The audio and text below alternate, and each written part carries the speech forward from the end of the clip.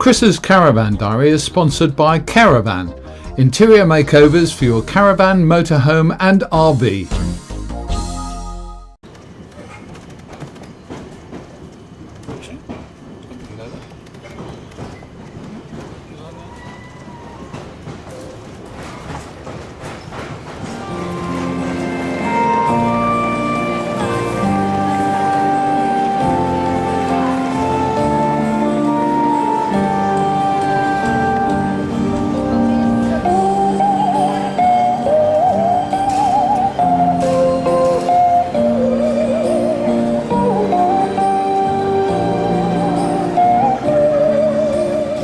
Now that's quite restful, but not what we were here for.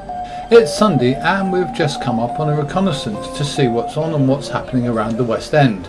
And on this rainy July Sunday, we've landed at Covent Garden, where there's always something happening and you can get into shelter when the sky's open.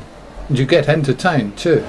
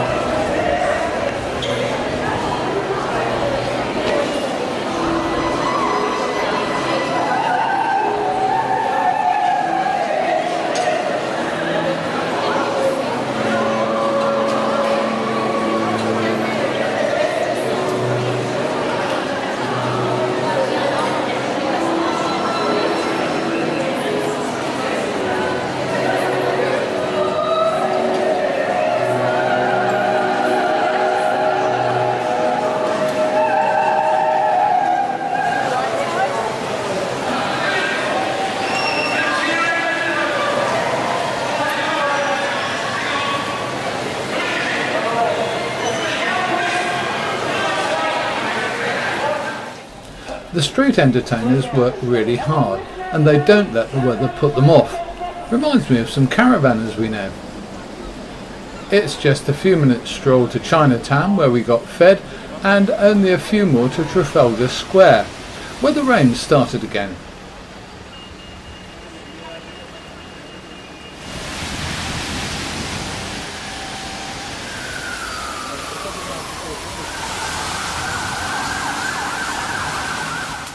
Time to spend half an hour watching the brollies go past, sitting under a roller awning at a Costa Coffee.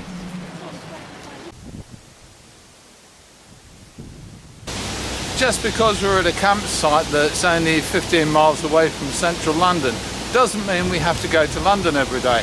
So far we've been to London once, but we've also come here, and this is the Lee Park.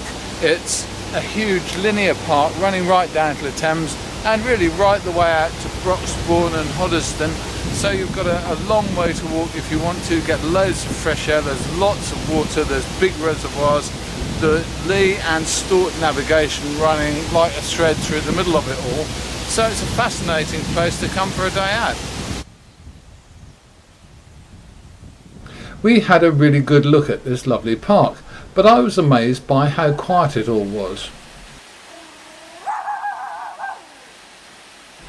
During a couple of hours strolling around the area, we didn't see a single boat underway or passing through a lock, but we did find a really good cafe tucked away off the car park at Dobbs Weir, Hoddesdon.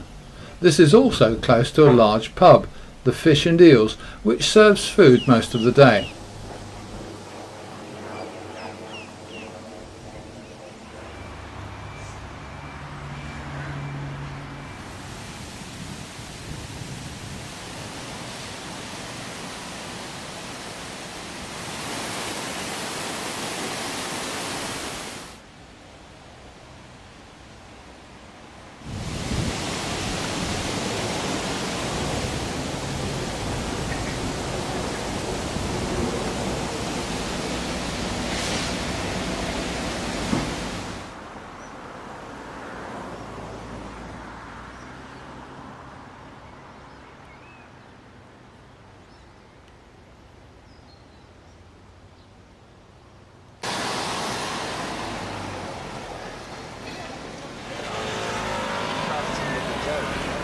Back to London for our big day out. We bought tickets for Jersey Boys, then found a pub for a spot of people watching and a beer. And then it was time to hunt for lunch. We've come down to London this weekend really for Dot's birthday present. Dot enjoys a day at the theatre, enjoys a day out in London, so today we've had both, and we've been to the little cafe behind us where we had a magnificent meal for about 30 quid. It's called Cafe Kohar. We recommend it. The restaurant's been here for nearly 2 decades now, but it's actually, you know, like lots of our regular scholars, which I would say there are more than 80-90%, it's an oasis in the center of London. Everything you saw on the menu is homemade. It's done on a daily basis, from our bread to biscuits, you know, are produced by our chefs. And yeah, you know, it's mainly frequented by theaters, actors from the surrounding theaters. As you can see, we are surrounded by 2 stage doors, 2 most famous theaters, I would say, in London. What we want our customers to sample our food, basically, and experience and enjoy it. You know, we try to be very competitive in today's market, but at the same time provide, you know, high quality food and fresh, like I explained earlier. We lots of times in the evening, actually, if you came here and you asked for monkfish or sea bass or steak, you know, sometimes we run out because we believe we would rather sell everything on the same day and not pile the fridges and food not being fresh.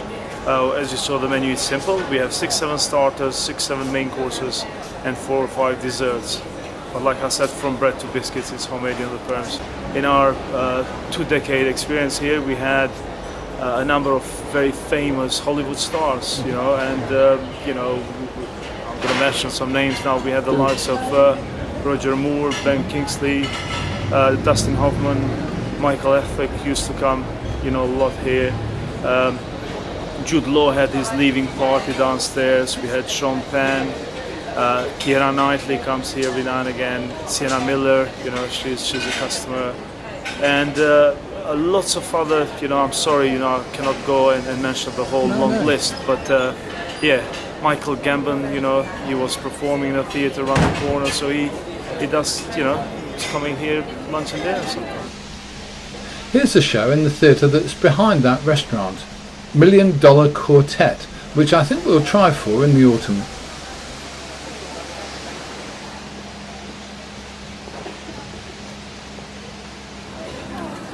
And as for Jersey Boys, another highly recommended. We loved it and had a really great time at the Prince Edward Theatre.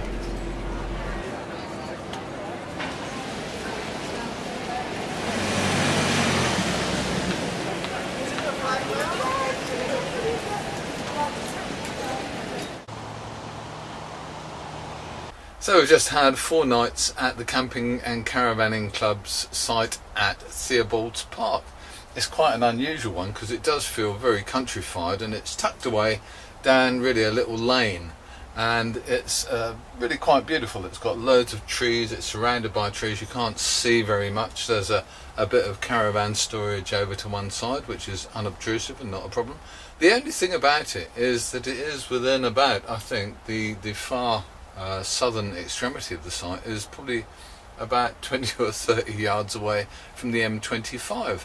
But once you've said that, you've kind of said all the disadvantages.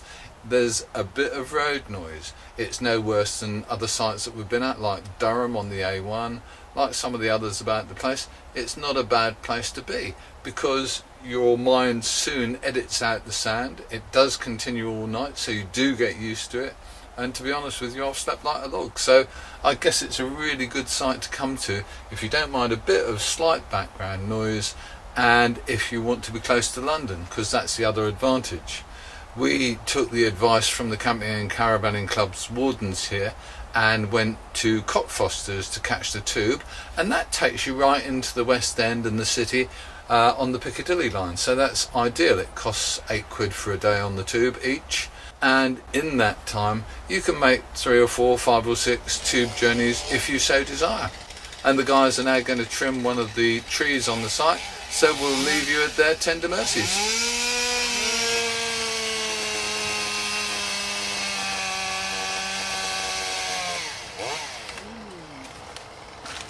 Chris's Caravan Diary was sponsored by Caravan, interior makeovers and soft furnishings for your caravan, motorhome and RV. Find us at www.caravan.org or call us on 0121 458 112.